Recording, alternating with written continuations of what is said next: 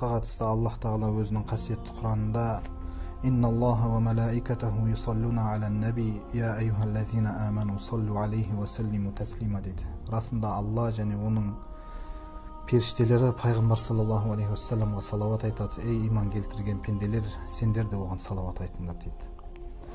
Біздің көбіне ғапылдықта жүргендігіміз соншалықты пайғамбар саллаллаху алейхи уассаламға деген салауатты ұмытып қойғанбыз. Салауаттың не екенін білмейміз, салауаттың қадір қасиетін білмейміз. Ол бұл дүниеде тіпті біздің басымызға түскен қиындықты кетіретіндігін де түсінбейміз.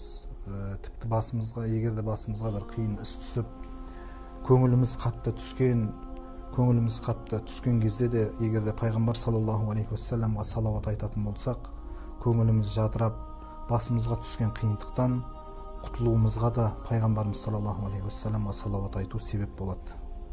Мысалы соған қатысты қиссаны айта кететін болсақ, бір күні бір кісі қарызға қатты батып 500 динар жинау керек болады. Сонда бір саудагерге барып, саудагерден 500 динарды алып, әлгі қарыз адамдарына бөліп береді. Саудагерден де белгілі бір мерзімге дейін алады. Әлгі уақыт мерзім келген кезде, уақыт жетіп келгенде, саудагер де келіп бұл кісіден 500 динарын сұраған кезде, бұл кісі 500 динарын қайдан аларын білмей, саудагерге үзірін айтады. Сонда әлгі қатты ашуланған саудагер қазыға барып, істі қазыға көтеріп, қазы бұл кісінің де әлгі саудагерді де шақырып алады да, жаңағы қарызға батқан кісіге қарызын өтеуді талап етеді. Сонда сол жерде қазыға да үзірін айтқан кезде, қазы бұл кісіні қамауға бұйырады. Сонда бұл кісі қатты қайғырып, қазыдан өтініш қылады. Мені бір күнге үйге жіберіңізші, ертеңге дейін үйге мені жіберіңіз. Үйге барып отбасымменен қоштасып келейін. Отбасыма басыма түскен қиындықты, басыма түскен жағдайды айтып келейін дейді. Сонда әлгі қазы, сенің бұл сөзіңе не кепіл болады? Мен саған қайдан сенейін, қайдан білейін, сенің ертең келетіндігіңе кім кепілдік болады дейді. Сонда әлгі қарызға батқан кісі айтады, менің ертең келетіндігіме пайғамбарымыз саллаллаху алейхи уассалам кепілдік болады дейді. Егер де ертең мен келмесем, мені пайғамбар саллаллаху алейхи уассаламның үмметінен емес деп жазыңыз дейді. Сонда бұл кепілдіктің қадір қасиетін білген қазы бұл кісіні бір күнге жібереді.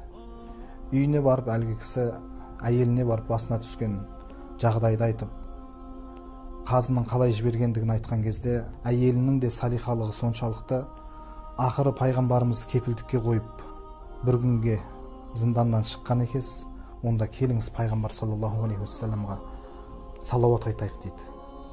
Сонда екеуі пайғамбарымыз саллаллаху алейхи уассаламға салауат айтып отқан кезде ұйықтап кетеді.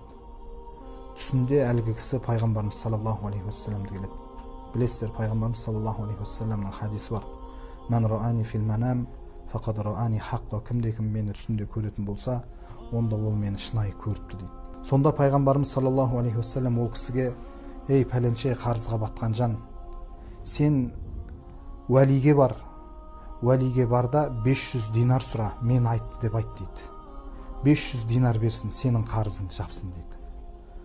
Егер де ол саған сенбейтін болса, менің дәлелім бар деп айт дейді.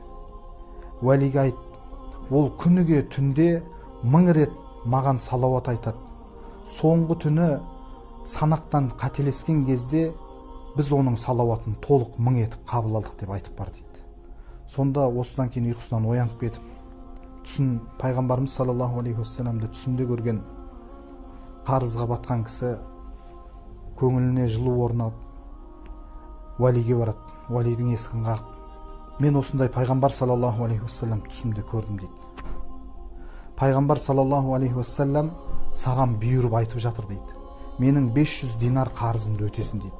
Сонда әлгі уәли түсінбей, сенің бұл айтқан сөзіңе не дәлел дейді. Мен қайдан білейін сен түсіңде пайғамбар саллаллаху алейхи уассалам көрген дейді.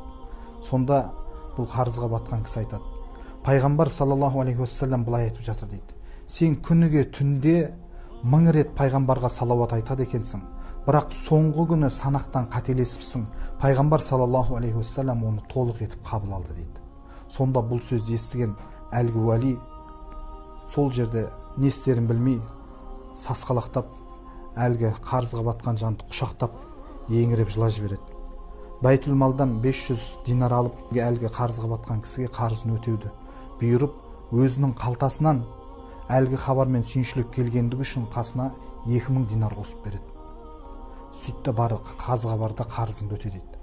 Әлгі кісі, қарызға батқан кісі 500 динарды алып қуанып қазыға келген кезде қазы есікті ашады. Қазы қуанышпенен күтіп отыр екен. Мына қарызға батқан кісіні қазы қуанышпенен күтіп отыр екен. Сонда қарызға батқан кісіні қазы да құшақтап еңіреп жылайды. Мен сенің берекетіңменен пайғамбарымыз саллаллаху алейхи уассалам түсімде көрдім дейді.